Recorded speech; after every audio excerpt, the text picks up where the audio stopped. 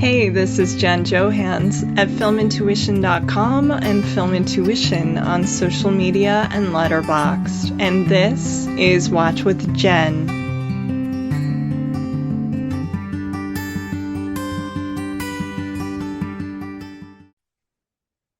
Today's guest is one of my favorite crime writers working today. Megan Abbott is the author of such books as Dare Me, Give Me Your Hand, You Will Know Me, The Turnout, Beware the Woman, and the upcoming DORADO Drive. Well, Megan, I am so thrilled to have you back. You're one of my favorite people, my favorite crime writers. It's always wonderful talking to you. So how are you doing? I'm okay. As we were saying a little bit before we started recording, it's so nice to have the sunny distraction of Doris Day amid a rough winter for America. So I've been looking forward to this and talking about Doris Day, much misunderstood, I would argue, figure. Yes. Culture. Yeah, especially because her on-screen and off-screen personas and her life, it's just a fascinating woman, and I love that you wanted to do this. We're recording this, we should tell everyone, on Super Bowl Sunday. So this is our counter-programming, and I love that. And this season, I'm kind of hoping to go to the lighter side or give people some more distractions. So I was excited. Yeah. No, it was, I know we talked about different things to do before, but this, when you mentioned this, it seemed like the perfect antidote to, our current moment and just in general, a kind of heaviness. So, I think neglect, in many ways, as I said, misunderstood, neglected figure. So it gives us a chance to sort of reframe her maybe for people that haven't really discovered Doris Day movies yet. Yes, I remember the first time I started to maybe take her a little bit more seriously. My mom always enjoyed her movies, but I had a poetry professor. It was like English 112, and she was a feminist, and she'd been kind of punk, and her favorite actress was Doris Day, and she would like defend her and talk about, what a badass she was. And just listening to her talk about her, I was even a bigger fan and curious to know more. So Yeah, excellent. Cool. Yes. And of course, as I'm talking to you, this is a few months ahead of your next book. I should say over at Poison Pen last week, we had Joseph Finder came for The Oligarch's Daughter, and an audience member asked, "What are you reading right now?" And he said, Megan Abbott's next book. Like, I have to read Megan Abbott. And yes, so I am so excited. I'm jealous of everyone with an arc right now, and I'm very anxious. So I'm sure one will be winding its way to you soon. Fingers crossed. Yes, put that out in the universe. But I love your books, and I know everyone listening is a fan as well. So what can you tell us about your next title? Yeah, this is called DORADO Drive, and it's the first book I've written that's set in the Detroit suburb I grew up in, Grosse Pointe, and it's set in 2007, 2008, which was the recession. The auto bailout occurred. Yeah. So it was the recession. It was the kind of collapse of the sort of Wall Street crash, and but particularly for Detroit, it was when all the car companies were really quote unquote in danger. I mean, now it's a little more suspicious, but when you grew up in the Detroit area, certainly when I grew up, it was car culture. Everything was built around the car industry that made Detroit this kind of powerhouse, especially in the mid-century, which is what we'll be talking about today. But so it's set there, and it's really about a bunch of essentially women that were sort of country club ladies who lunch, whose husbands lose their job or their most of their money because of failures of the industry. So the women decide to find a money-making venture of their own. Ooh, that sounds good. Yeah, the way I talked about it, we've been talking about it has been Goodfellas in a country club, and that is Goodfellas was a big inspiration in terms of structure. I mean, that probably only be apparent to me or to you, probably anyone who knows the movies, because there's little nods to it in it. But it is really about, sort of in some ways, how women who I guess have never really had access to never made money on their own, Okay. and finally have a chance to, and then to see how they handle that. Ooh, I love it. I can't wait for that. That'll be really good. Are you writing your next book after that? Yeah, it's barely started. I'm developing DORADO Drive for TV right now. So yeah, Exciting. yeah, I sold it. So I'm developing it with A24. So Oh, uh, that's great, I'm Megan. hopeful. Congratulations. Thank you. So I've been working on that pilot, which is sort of weird when the book hasn't come out yet, and you're sort of, when you write for TV or film, of course, as you know, you have to think about it in different ways, and it's such a strange thing, because the intimacy of the novel, and then you start to think of it in more visual terms. Yeah. It's really interesting. That's it. Yeah, taking the same story from a different angle. Yeah, That's yeah, really, yeah, that would be challenging for sure. But yeah. I'm excited. I love Dare Me, of course, the TV adaptation. I mean, the novel is amazing, and I also loved that adaptation. Just it was beautiful to look at. The actresses were fabulous. Of course, the writing top notch. The music was outstanding. We had great music supervisors on that show. We were really lucky. They were really great. I was just thinking of this in preparation to talk today about Doris Day. I remember one of the great needle drops in movie history for me is Heathers, where they start with Doris Day singing K Sarah Sarah. And, what a needle drop can do, especially, um, when there's sort of irony, kind of conflict between what you're seeing and what you're hearing. So I think Yeah. it's oft been used in that capacity, because her songs but they evoke a particular kind of femininity. So Yes. Yeah, and that's so synonymous with Doris Day. And I loved when I was doing some research, reading about her, like developing her singing style after she had been in an accident, as a teenager, the car colliding with the train, as you know, and then afterwards with the surgery and the pins and stuff, which I could relate to, she was listening to the radio and just singing along and really loving all of and trying to match pitch and, doing all the things I think a lot of girls do in their room growing yeah, up. yeah, And I love that. And I love how she had a very German name. I think it was Kappelhoff, and yeah.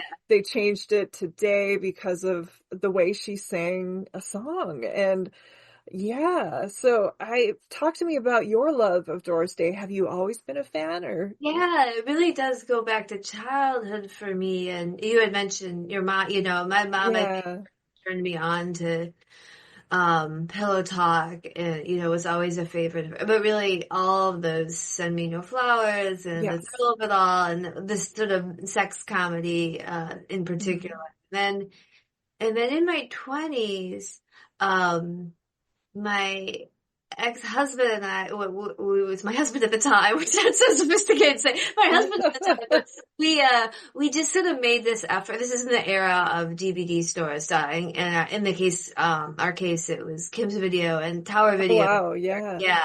And we just sort of we just watched every Doris Day movie. So through her early 40s movies where she's mostly the singer, the girl singer who, Yes.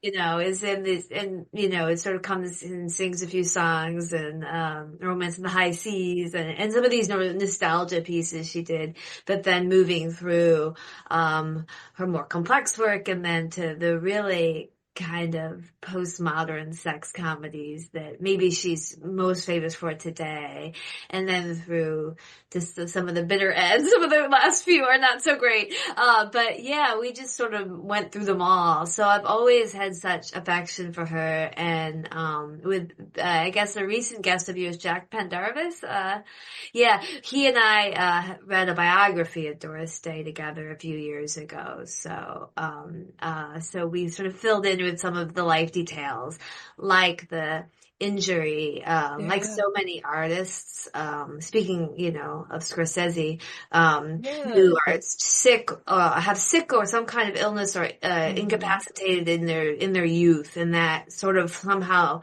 they foment their creative imagination in that space.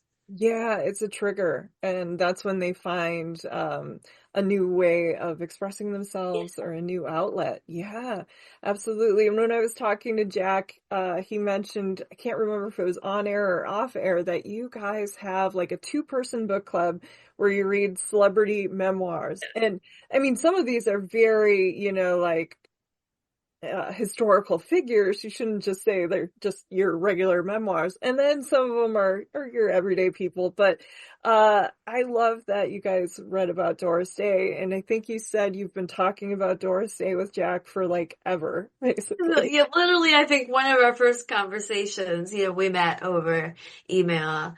Oh God, like 15 years ago now. More than that, 20 years ago now. And I literally think one of our first emails was about Doris Day. I think it's probably he had read my first book, which is set in the 50s, and I'm sure I mentioned Doris Day in it. So it probably, yeah, it probably came up right away. So we had a 20-year conversation about Doris Day going at this point. Yeah, and it's fascinating when you watch like the progression of her career, as you were mentioning. I remember back when I was reviewing a lot of old catalog titles for Warner Brothers, they sent me a box set, and it was like starting with, Romance of the High Seas and Starlift, and then by the end you get to like with six you get Egg Roll. So you've kind of seen the entire cross section of her career and everything she did. And some of the movies we're going to talk about today, I think, show her range and just the way that she would, her subtleties and the way that she could go from genre to genre and kind of mix it up and just match whatever the mood of the piece was. And I think you're right. She's kind of misunderstood, doesn't get enough credit. Yeah, and one of the reasons I suggested the ones I suggested, though, I think we both could have picked a few more that are they show that range and that notion that, she's not a housewife in any of these, or there's different people's ideas about her, and not this virginal frigid goddess in any of these, and all these sort of ideas. She's very self-actualized, as they would say, in all of Yeah. these, and I think really was in most of her movies, and somehow in the way that can drift in persona, it's sort of like Cary Grant or Humphrey Bogart, any of these that are known by their persona, they really diminish what they really were capable of, and they kind of flatten it out. And I think she's been particularly suffered that because the era which she was most famous had the most insane gender and sex anxiety Yeah. since movies began. There's just so much anxiety about women's behavior. So I think that's why I think that's part of the timing has frozen a different, and I guess like Grease, the play and movie, the song Yes. underneath, probably maybe more than anything has created that false perception. I mean, I love that song, but it doesn't have much to do with Doris Day especially if you see the movies that we're going to talk about. Yeah, absolutely. She was kind of became like a punchline almost like, oh, it's the oldest virgin, the world's oldest virgin. Just like some of her male contemporaries, James Cagney, who we're going to talk about later, got dismissed as like, oh, a tough guy or whatever. And they forgot all about these other films that he did and his wonderful range as well. But as far as female complexity and kind of not dismissing Calamity Jane, I think is a really fascinating film. It's one that, a lot of people have written about. There's been some reevaluation of it as an LGBTQ film, with Secret Love being an anthem. And when they told Doris Day about that years later, she thought that was Yeah. wonderful.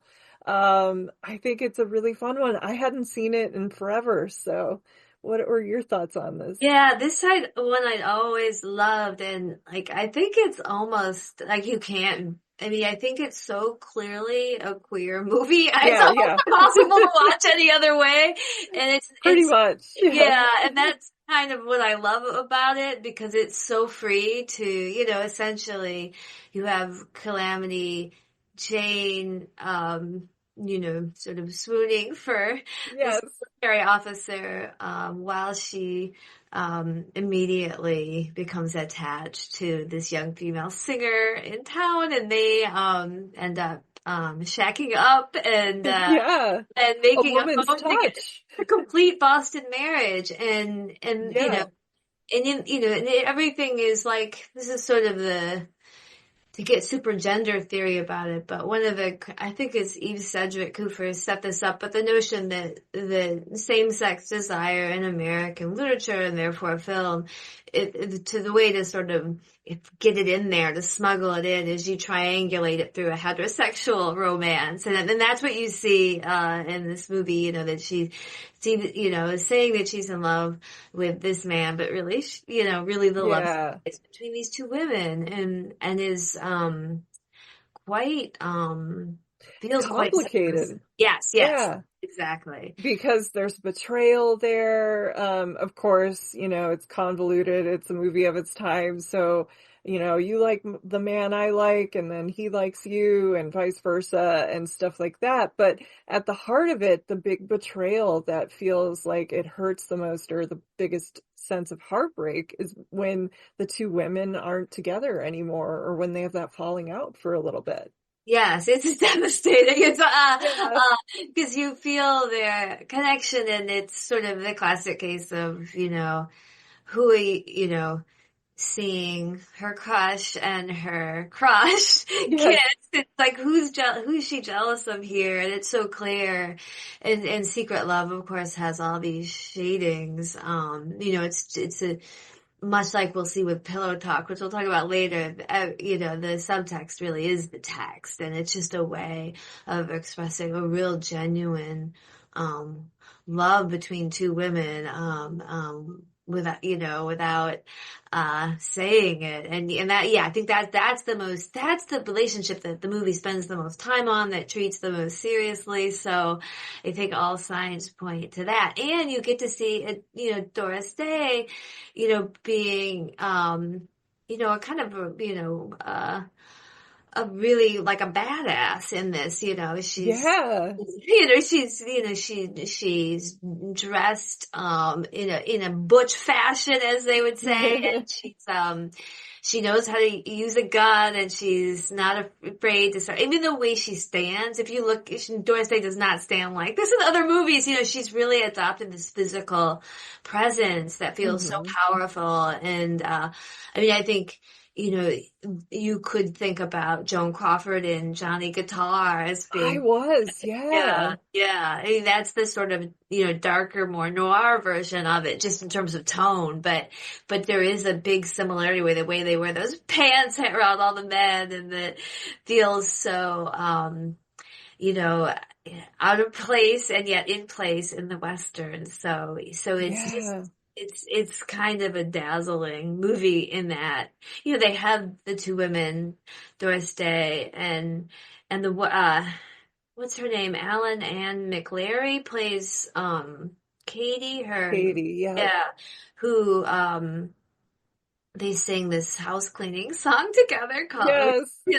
Oh, which is really, it's called A Woman's Touch. And yeah. it's so It's so obvious. yeah, Yes. yeah. And it's so, it's not making fun of them or No. their feelings. As you say, that's the heartbreak in it that you feel the most keenly. Yeah. And there's stuff with, like lassoing and gunplay, and there's so much. I love that you brought up Johnny Guitar, because I think these two movies together would be a really fascinating double feature. Yeah. Yeah. Yes.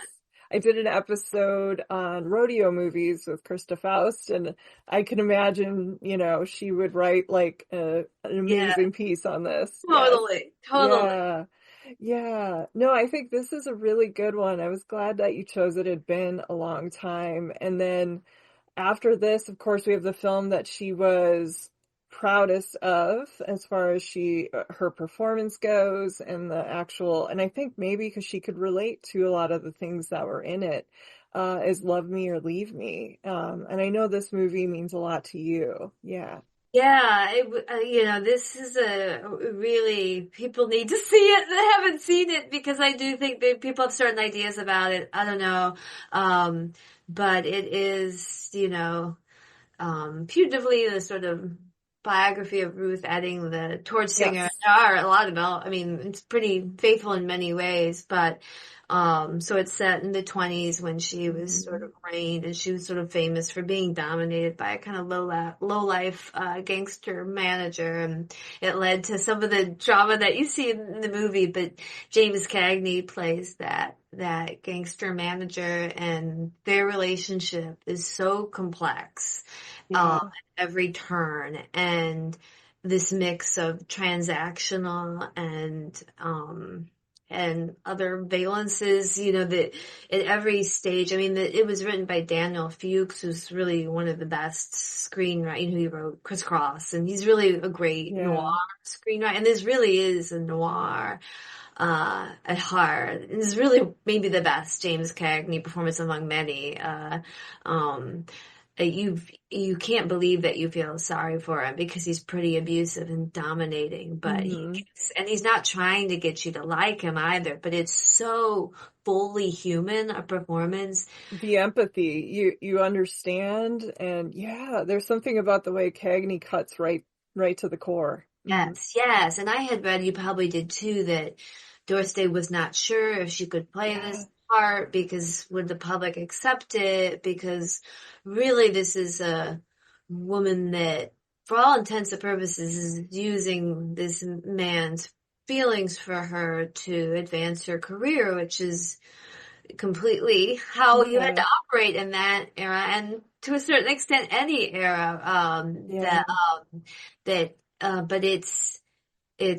I think she felt she would be unlikable, and but she did it anyway, and I think that tension makes the character feel more real in some ways, because you sense that she is a good person, but this is what she feels like she needs to do, and she doesn't feel like she's being dishonest. And then she just gets eventually sort of almost mowed down by him and his, it's just it's a really dark in many ways story. But hearing her, I mean, the reason I originally fell in love with it is to hear her sing songs in a different way. I mean, some of the songs sound very Doris Day and this and that, that voice, but that kind of 10 cents a dance, the way she does the line, big, come on, big boy, the way her delivery is totally different. Yeah. Totally different, especially with the ones, that Ruth Etting was most known for. They don't judge, because some of the other ones that kind of judge up and they sound more like 50s songs than 20s. But the ones that they don't put too much of that arrangement on, she does do like a torch singing delivery, and it's a different way of standing from Calamity Jane, but she stands like Ruth Etting was famous for the way she would stand, which is this sort of super masculine way where she would lean on, her legs would be apart, her feet would be apart, and her hips would be forward and squared, and is very dominant. And to see, she's so sexy in the part, and incredible when she's singing. And then you pair that with this kind of really fraught relationship that keeps turning and turning, and ultimately, as you alluded to, is very much both about her life and these echoes, both about her before, because she was married to an abusive man, and then ongoing, because her husband became, I think already was by the time this movie came out, her manager, Martin Meltzer, who would eventually, third husband, he would eventually bankrupt her. So he was running her career, much as James Cagney's character is running her character's career in this to bad ends. So they're just so rich and chewy, a movie. Yeah, and unfortunately, she had bad luck right out of the gate. She got married at 17, one of those like, but I love him. Everyone was telling her not to. Even the guy's mom warned her that he was violent. And so I think this probably did hit home. I think what you were saying too about her being nervous about playing this part and the unlikability. She has like a swagger here that you don't normally associate with Doris Day. You would associate, of course, for this role, who she's playing, and it's perfect. And I know Cagney actually recommended her. They had been in a movie together in the 40s, and Spencer Tracy turned down the Cagney role. It was supposed to be Ava Gardner, and she turned it down, and MGM was so pissed off, they actually like suspended her salary temporarily. And but then Doris Day got in. I think, it's a remarkable performance. There's a lot to the relationship, just like we were talking about Johnny Guitar being a good companion piece to Calamity Jane. This one, I think, like Party Girl, the Nick Ray movie, because Yeah. you have a disabled lead and this like complicated of a sexy woman, and is she the one in charge of the relationship and what is going on, and also some criminal elements. There's a lot to this one, I think.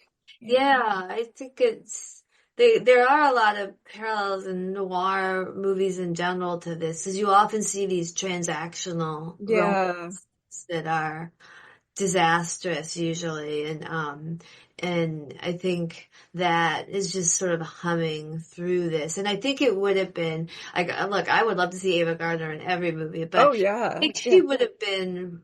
She would not. It would not have been as complex a movie I don't because think so. would Mm-mm. be vamping. She's so beautiful. It would just like, it would feel in some ways like a more traditional noir relationship where they're both kind of Yeah. manipulating each other, which to a certain extent they are here. But I think again that Doris Day is able to project this integrity that Yeah. Like she doesn't want to, but she knows she has to. she Yeah. believes in her voice and she believes in herself, and she does get beaten down by him, but she's still able to lift herself out of that. It changes it, and in that way makes it feel, I think, more three-dimensional than might have been if a standard femme fatale, actress known for playing femme fatales, would grant this. So I think that, really, now I want to think of all the Ava Gardner parts. What if Doris Day had played them? Oh, that would be interesting. Yeah. Yeah, a thought experiment. Exactly. Yeah, it's interesting.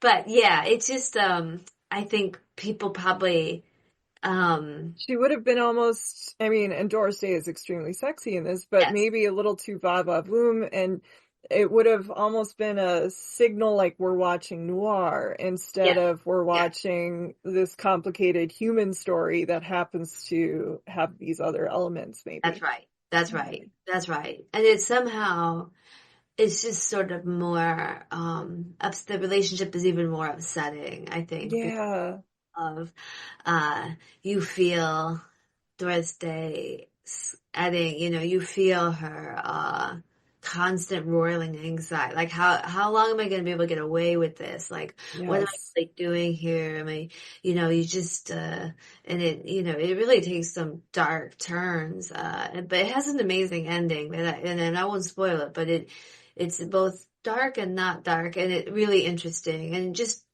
again, just shows how sophisticated, like how grown up, I guess, the screenplay is. It's not Yeah, I'd forgotten. melodramatic. Yeah. I It, rem yeah, I remembered a showdown that occurs, I'll say yes, without like yes. spoiling anything, but I didn't remember what happened after that. Like, wow.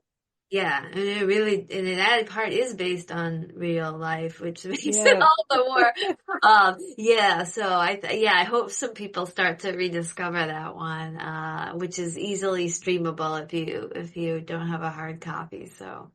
Yes, I would say of the movies, this one was probably one of the easiest to find for sure. So if you haven't seen Love Me or Leave Me, we're saying, check that out for sure. And let's see, after that, Pajama chronologically, Game. Yeah, but Pajama Game, I think, is next. yes, 1957. So have you ever seen the stage musical of this at all? No, I no, haven't I either. haven't. Yeah, Yeah. I mean, I think I discovered this. I'm sure I saw it for Doris Day, but I think I also then saw it through when I was watching all Bob Fosse. I was going to say that. That was my gateway too, because I'm a huge Fosse head. So Yeah. yeah. Yeah, and you immediately realize that it's Bob Fosse that, even Oh, the if you don't type. see Yes. him, there's the hats, there's Carol Haney, there's the way the body movements are, and it's a great early Bob Fosse, Yeah. rendering. Steam Heat, of course, became one of his Yes. like most famous numbers. There was a really good, I'm sure you saw that Fosse Yes. special years Fosse. ago. Yes, Yes. yes, yes. Yeah. It's Yes, wonderful. and it's so makes it so distinctive, and it has like that number and Hernando's Hideaway and Hey There. It's just chock full. This is George Abbott and Stanley Donen, and it's just chock full of these amazing songs. But what I always once again, here she's playing a you know a strong union member. I mean, it's really about Yeah. a union management In Iowa. Yeah, yeah. which I love. Yeah. Yeah. And I love how forceful, pro-union she is in this. And she, this is the sort of love story at the center is between her and management, the, I would say to me one of the weaknesses of the movie is John Raitt, who I know played him famously on Broadway, played that character on Broadway, but Yeah. he's not quite comfortable on film. And here, what did you think of him? I wasn't a huge fan of him either. I kind of wondered what it would have been like with a different lead for sure. Yeah, I mean, Yeah. I would have put Howard Keel, and then he would have been, Ooh, yeah, that would have been really good. Yeah. yeah, because he seems to stay, yeah, even the way he stands is sort of like a Broadway. Yeah. It's Yeah, like, 'cause I'm thinking about him in like, Brigadoon and which yeah. was a couple of years. Yeah, he would have been great. Yeah. Yeah, but it is so she's so forceful in her convictions, and she believes in her union, and I think there's something so thrilling about that. I guess maybe in our current moment in particular to have such a um and really it's surprising in some ways that this was a 1957 or what is it 57 movie. Given the anti-union feelings during the McCarthy era, but it doesn't present the union as perfect, but it definitely presents them as correct in this situation, and I think even on a basic human level, the managerial practices are very suspect in this movie. Oh yeah, Yeah. absolutely. And she's the grievance committee, which I love. Yes. I love that Named idea. Babe. I mean, what more could you want? Yeah, her name's Babe. Yes, exactly. The cutest grievance committee I've ever had to deal with, as he says. But she actually investigates the claim. She isn't like you go to HR and they just sort of say yes to you and yes to them and nothing happens. Like somebody gets shoved and do they even have a bruise and trying to figure that out. So there's some stuff there. There's a couple weird subplots in this, like Yeah. the knife throwing and the jealous guy who wants to like, go Yeah. after or kill his young girlfriend. Like there's some weird things that kind of distract us along the way, but the story with Doris Day is amazing. I love a lot of the numbers in the factory. It's Stanley Donen and was it George Abbott? Was that? Jab, yeah. Yeah. Yeah. I don't even know I think those dark, maybe this is something I've come to decide about it, but I think those dark undertones actually enrich in it because I guess it's a sort of David Lynch idea that the sunnier it is, especially small towns, small cities, Oh, the more there you is know, underneath. Yeah, yeah, yeah. yeah, because there is this sort of much like I say, I just Blue Velvet's been on my mind, like as I just watched it this week, and there's something about that, the small town with the secret club, Hernando's Hideaway, and the obsessive love relationships that feel like they're going to turn to violence. This is, of course, the era of Oklahoma, which is sort of famous for having a very dark. Yes, yeah. So I think And Carousel was dark. I mean, my Carousel, goodness. totally, Yeah. exactly. Better example. And I think in some ways I just don't think they're as good at putting the two together in this, but I Hmm. think I don't think I think it's a little jumble, the pieces don't quite fit together, but Yeah. But it's like interesting. it. Yeah. Yeah, and I like how full of a desire Doris Day and all the women in it, they all want to have sex, and Yes. they're all really I mean, they're making pajamas. Yeah. yeah, yeah. And they're all like, openly expressing desire for the Yeah. hot new manager and I think that stuff, and they're having furtive affairs and that Yeah. also, I mean, this is again another movie, yeah, where Doris Day is far from virginal, but someone with active desire that she actually, only sort of sets aside for the sake of reunion. Yeah. Yeah, like the scene where they're waiting for the dad to leave so they can hook Yes, up, yes, basically. Yeah, that's quite yes. sexy. Or when they're in the kitchen, and yeah, but She she looks wants to, great. She's got great costumes. She's yeah, just very, this is real 50s, like tiny waist, big tits era. it is. Yeah, Yes. yeah. Yeah, and I like also what you were saying about Blue Velvet. You mentioned that because there is sort of like with the dark subplot in this. I mean, you have and trying to get access to a key and the woman is Yes, yeah, sloshed and then sneaking right. around and a book and secrets. So it's a little, yeah, there's a little Lynch might have enjoyed this one. Yeah. Yes, I have no doubt that he saw it. Yes.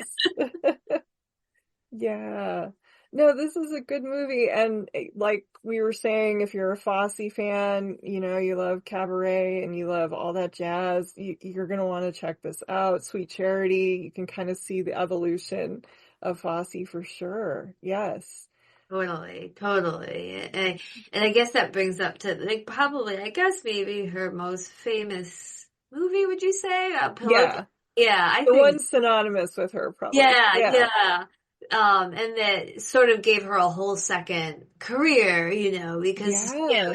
as we've sort of articulated, she was mostly musicals, before this. And this is, really getting to see her, at this, extremely strange moment in mores around sex and dating, but also getting her to play as, really a sophisticated New York City career woman, which also she hasn't got to do that, that's, she looked these amazing Yeah. gowns and these Which beautiful, made her nervous because, yes, yes. yeah, the costumer had to say like, you're a sexy woman. You're allowed to show your figure. And yeah, I think that is a good point, Megan. She really hadn't done too much comedy. Rock Hudson was super nervous about doing he actually almost bailed on it because he hadn't done comedy, and she told him we have chemistry, and she said that he would be great, and they were so good together in this movie. Ugh,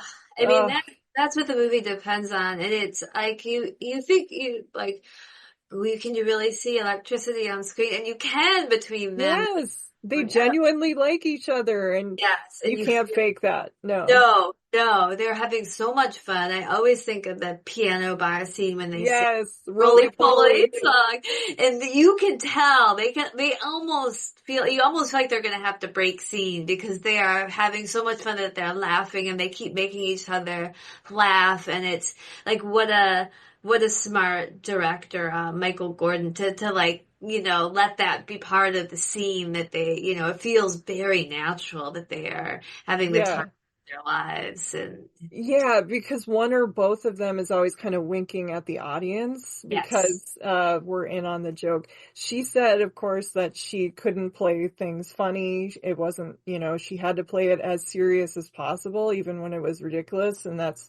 what made it work. And I love that in this movie because you have Rock Hudson playing like a dual character, like this ultra macho guy with the southern accent, the Texas twang, and it's just, you can tell, like, as he's doing the accent and getting further and further, she's having a hard time kind of keeping it real, even though she's trying to play it serious. It's visually just a stunning film. Some of the production design and the use of the car that's tiny because Rock Hudson can't fit in it. I mean, so much good stuff. Yeah. Yeah, you got the split screen, the famous split screen or what. Yes. I mean, the conceit is that, yeah, they share a party line and, they're both these sort of, he's a sort of ladies man, songwriter. Yeah. Yeah. And so, she's immediately, it's really classic romantic comedy in that way, that they take this instant dislike to each other that then, of course, turns into this wild attraction. But for a long stretch of the film, he has to play this, like, Texas hayseed guy who seems to be gay. And of course, Yes. the whole, The subtext with much Rock like Hudson. Calamity Jane, Yeah. going Rock Hudson, as, sort of an open secret in Hollywood. Mhm. The movie has all these added complexities because of that. Moreover, you really see it in this one, but in really most of the sex comedies she did, this is like really when Freudian thought really overtook the pop culture. So not only do you have everyone having an analyst, Yeah. but you also have these sort of Freudian inflected ideas about, he's close with his mother, he must be gay, like that kind of stuff that, but also the notion of, Hadn't tried to make advances or that kind of yes, thing. right. And and this is like Doris Day is again not virginal in this. She really wants him Yeah. badly, and he's sort of playing it, and it's really about power. That's the only thing that delays consummation is that the risk of sex feels in most 50s, especially late 50s, movies feels very dangerous. And, you feel that here too, because this is really, when there's really this is the opposite of pre-code, right? There's this notion that you must, have the company job and have the nuclear family and have the 2.5 Mhm. kids. And so anything that's out of that norm feels very subversive. So that's humming through it. So there's all these layers to watch it through, such that each time you watch it, you realize there's more going on than you thought. Yeah, because there's this idea that goes through this and Touch of Mink as well, like if she should go out of town with this man, which means sleep together.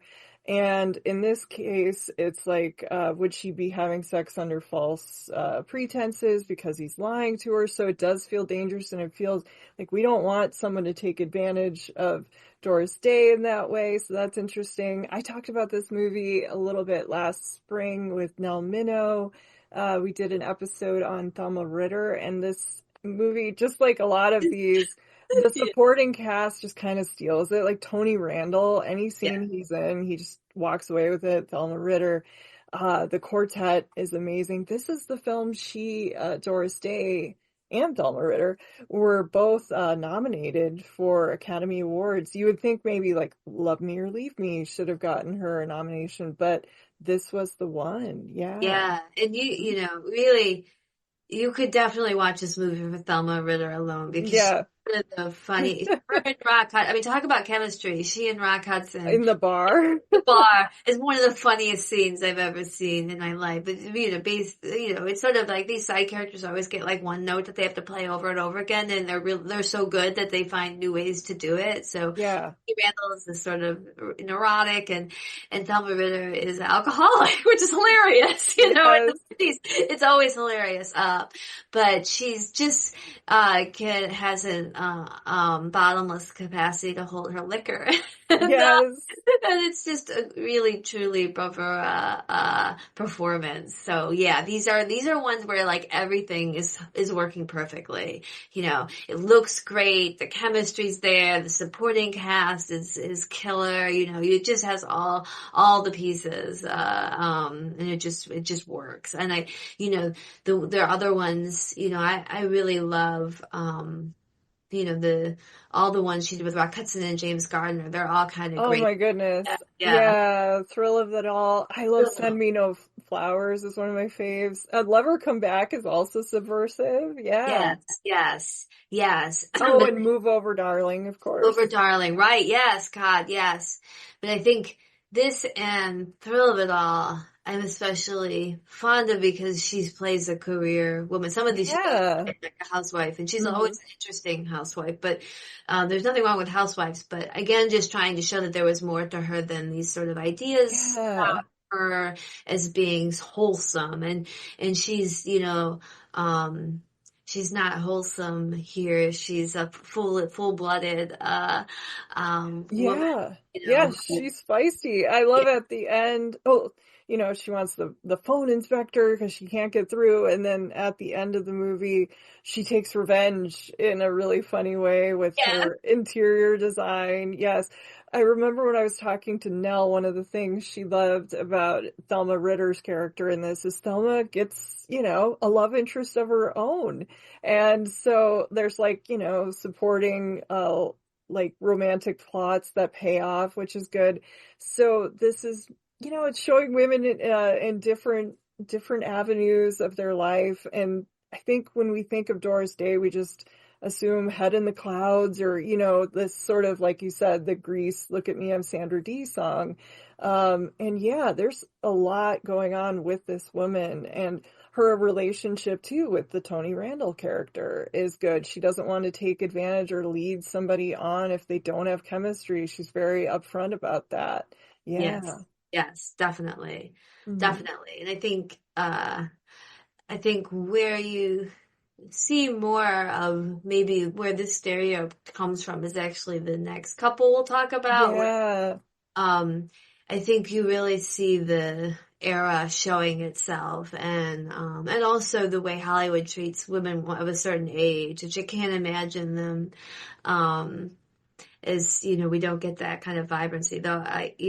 Maybe we should talk about, A Touch of Mink next, just because it's so, Yes. yeah, because this is the one that I think can drive people crazy. It did. Yeah. I hadn't seen it probably since like high school. And when I watched it again, it's like I liked some elements and then some drove me nuts. Now, I will say what was interesting is watching it after Calamity Jane. There's Yes, so much gay subtext in this movie. It's amazing. Just like, well, Pillow Talk. Yeah. yes, exactly. And I Yeah. think one of the things that I used to sort of be kind of down on, so it's, this pairs her with Cary Grant, and here, she is a career woman, but she's seeking employment, and Cary Grant, Yeah. like one of these amazing ways people meet in these movies is that his fancy car splashes her with With mud. yeah.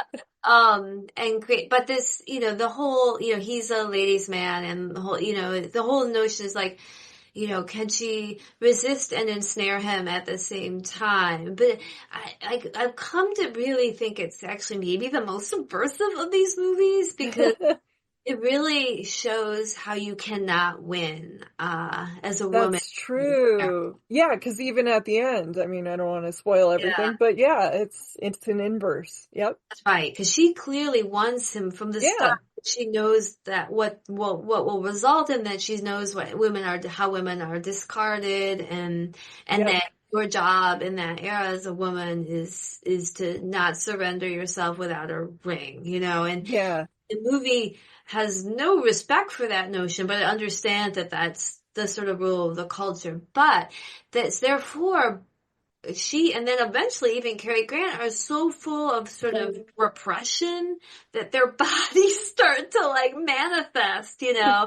They break out in the hot, you know, Yes. you know, it's a real Freud hysteria situation where the body speaks what they cannot, which is that they should be free just to be able to have sex freely and not encumbered by the mores of the day, but that this crazy, culture at the time would not Yeah. live that. Yeah, the Yeah. Puritanism and what's going on. It's kind of a weird to have revisited the Doris Day films in this era of people being so afraid of sex and like Yes. what's ahead in the future. And Yeah. yeah, Yeah. I Yeah. know it was interesting because I went in thinking one thing. And then you realize, wow, these movies really were much more subversive. Yeah. And another one that involves analysts and of the time. This was the first film that made over $1 million, and it got her in the top 10 in the 60s. She was the only female star to be in that top 10, so it was very important for her career. She has said different things about working with Cary Grant, that he was very professional, but they didn't really have a give and take or a very warm relationship like she and Rock did. Yeah. Cary Grant was very particular. He had a lot of input, though, on how the movie should look, right down to the car, the clothes. He even helped pick out her stuff. He knew, I think, from years and years, like what people expected maybe when they went to one of his movies or the escapist fantasies or whatever, but he wanted to kind of have that elegant quality. And so it looks great. Yeah. Yeah. No, and I think that's a really good point. You know, I remember reading that recent Cary Grant biography. I think it's Scott Iman. I think that Oh, wrote it. yeah. It's so good. And one of the things, this was really seemed correct to me, but that Cary Grant understood early on that he needed to not be the pursuer in his movies romantically, that it has Yes. to be the women. And this is structured such that that doesn't work. So I think he was very uncomfortable with being the seducer. And I think that started when he was young because he was so like so impossibly handsome and Yeah. so overwhelmingly charming that it just upset the balance, and it instead became this great opportunity for these actresses that he worked with so many times and so well, that they would be you know, you have like, you know, Yeah. Arthur or Katharine Hepburn or any, you know, who Irene are Dunn. Yeah. perfectly willing to take the lead. And I think, here, because the story is the way it is, that's impossible. So you sort of do feel his discomfort, but that kind of works for what we're talking about in terms of how, impossible these social roles are for them. Yeah, and I think when you kind of have this in the middle of the movie she was making with Rock and James Garner, you could kind of see this is the Where's Waldo, or the one that doesn't quite work like the other ones do in that respect. And I think it's maybe because of what you were saying that he really wasn't comfortable playing that part. Yeah. As one of the great automat scenes of all time, I will flag for people who like, there's so much in it that, but yeah, you do feel like, you know, the movie can't contain these social contradictions anymore. Like it's exploding. And that's where you get, you know, you know, a lot of the comedies she does after this become pretty hackneyed. Yeah. You know, Hmm. they're no longer even, well, I mean, again, they don't know what to do with a woman, like a 40-year-old woman. No, they just keep, doing the same thing again. Like, one of my author friends, Jen McKinley here, likes to say is every time she turns in a book, they're like, we want the same but different. Yeah, Yeah, exactly. exactly. That's what Which she is, was kind of going through. yes, totally. Which I think is why Midnight Lace is so interesting. Yeah. Because it puts her in a different genre. So,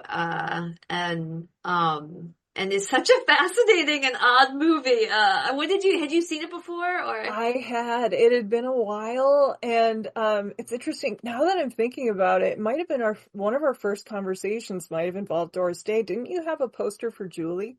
I do, yeah. In fact, Yes, I suggested that. Yes, I think that was like an icebreaker thing. I saw it in the background and I'm like, oh my yeah, God, it's Julie. And yeah, you were like, you know this movie? Yeah. yeah, And it's the two, Julie and Midnight Lace, if you want to see Doris Day in odd thrillers where her husbands are crazy and maybe scary, you need to see these movies, is what yes. we're saying. Real gaslight thing, real gaslight story, particularly in this one. And here it's like this hybrid. There's a little Dial-M for Murder. In fact, it has a lot of the same Yeah. actors. It has two of the same primary actors from Dial-M for Murder, but it also has, because this is a Ross Hunter production, like Imitation of Life and all these sort of sumptuous melodramas from the period. It's so ornate. The clothes are so over the top. Everything is Yeah. so lush and It's and it, overwrought in yeah, places. Yeah. it's gorgeous. Her, these fur hats and muffs she has. I mean, she looks incredible. Yes. And the But fog is like the oh, most, scary. And there's something really scary about the movie to me. I will say, it's both goofy and therefore scary. I mean, it calls to mind David Lynch again. She's being taunted by this, unknown caller and his voice is yeah. very strange and almost feels like David Lynch would have invented the voice because it's kind of comedic but unmoored and the unreality of the setting, it's supposed to be London, doesn't really seem like London most of the time and doesn't really, all of it feels unreal. And it did remind me this time of like a Giallo movie, in that everything is so beautiful and artificial in a good way, and scary and it almost like the Giallo movies, with the gloved killer. It Yes. just seemed it really evoked that for me and it made me wonder if Baba was lurking somewhere in the background here. It's not violent like that and most of it's really more of a comedy of manners, with a dark sort of tinge, but the thriller elements, feel there's a really eerie quality that I associate with Giallos where everything feels vaguely psychotic under the candy-colored surface. Yeah, visually, I can totally see that comparison too, especially, like I said, the fog and the elevator and the way it all Right, looks. yeah, yeah. Yeah, but I think what is so frightening to me about these gaslight pictures is this idea of, and I'm sure Doris Day, of course, could relate to this because she had been in an abusive relationship and people, including her own mother, who they were very close, was like, well, you don't look too badly beaten or that kind of thing. Like, this idea where you say something is going on and people either don't believe you or try to undermine it. Like, it's not that bad. Like, she's getting, dirty phone calls, heavy breathers, that kind of thing. Now, she is somebody who seems to have a great deal of anxiety. She's very histrionic. The way she's directed in this movie, she gets on your nerves pretty fast, like Yeah. midway through, but you just want somebody to help this woman. And Right, and that kind of works for the yeah, story because people don't take her seriously. yes, It seems like a hysterical rich lady, exactly. and it Like made me, she's bored. She wants attention. yes, Yeah. that's right. She wants attention, and that, all those charges are laid at her. And I think, the director David Miller directed one of my favorite noirs, Sudden Fear, which is not dissimilar in Ooh, plot. yeah, Yeah. And that features one of the great Joan Crawford you performances. bet. I Yeah. think that in some ways is so superior because in there's a better match of tone of movie and performance, but it's Yeah. performance. And This might have had too many cooks then with the, Yeah, yeah, yeah, I think that's right. And, it's part of what makes it fascinating, all these sort of different genres sort of, blended together. But it's that movie, Sudden Fear, is kind of a perfect suspense movie. It's just so well done. And this feels a little more messy, but nonetheless fascinating. And I think Rex Harrison and she are like a fascinating couple too. They seem yeah. so, So I mean, mismatched. Yeah. yes, and there's it's like meta with Doris Day, who not only had that abusive first husband, but has a current husband who's Yes. completely running her life. And Yep. Rex Harrison is sort of famous for having many wives and being a terrible Yeah. husband. So somehow they're like, again, we have these meta narratives humming underneath it that I think make it even richer. Yeah, what we're saying is people need to write big critical studies and reevaluations of all of these movies and like what was really going on. Yes, Yes. exactly. Yes. No, I was glad to revisit this one. So other films, I know we kind of struggled with just choosing a handful because her career is so fascinating. Are there any others that you want to recommend that people should Yeah, check I out? mean, it certainly would recommend all of the other Rock Hudson and James Yeah. Garner. They're just so delightful and smart and surprising, and they're all like 90 minutes, and they're just so delicious and such a like Mad Men. It's the real Mad Men era, Yeah. they all look great and are sort of these lovely studies. But I think they all, I mean, Please Don't Eat the Daisies, and we talked about that a little bit. Yeah. That's always been one of my favorites, which, That's one of my mom's favorites. Yeah. yeah, Hmm. yeah, I think that she plays, it's a playwright, and his wife, and sort of, I don't know what I loved about that. I mean, I still love it, but I really, as a kid, that one I just could watch over and over again. It's very funny and, not a playwright, a theater critic, right? He's a theater critic. Yes. Um, Uh-huh. and, David Niven. Yeah. yes, and they have like tons of children in the suburbs and They're yeah, all wild. Yeah. yeah. So that's another great one. Are there any other ones that you love? I don't know if I loved it, but I do find it fascinating for those Midnight Lace reasons, Julie, for Yeah, sure. it Yeah. was, yeah. Yeah. So I think just, Oh, do and a Young deep at dive. Heart. Yeah, we almost did Young at Heart. I Oh, missed that. yes. That Cause has she, one of my favorite sequences to show the passage of time. I like it when people do that creatively, where you see the dog running on the beach and yeah. it goes from like a puppy to it eventually becomes like a full-size dog. I love Oh, that. Yeah. wow. Okay, I didn't even remember that. It is one of the great, like Sinatra and she have really, Yeah. again, like sparkling and really erotic chemistry in that movie, Yes. I think. Uh-huh. And I think that's a great one. And, the music is wonderful in it. And it's really a great Sinatra performance. So, It is. that one's worth it too, I think. Yeah, absolutely. Well, Megan, I want to thank you so much for doing this. It's always such a pleasure. You have to Oh, come thank you. back. Yes, definitely. This was a great way to not watch football. Yes, 100%. I also want to thank everyone for listening, especially my patrons who support the show and help fund my research, equipment, film rentals, RSS fees, and more for as little as $1 per month at the Film Intuition Patreon, which is the home base for the show.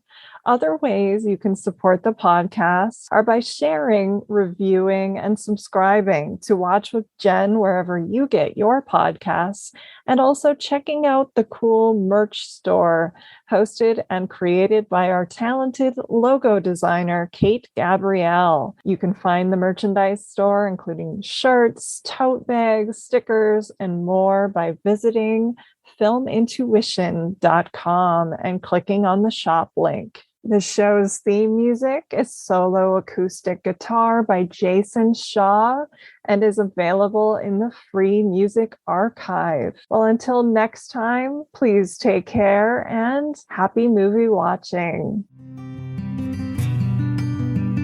This is Jen Johans at filmintuition.com and Film Intuition on social media and Letterboxd. And this is Watch with Jen.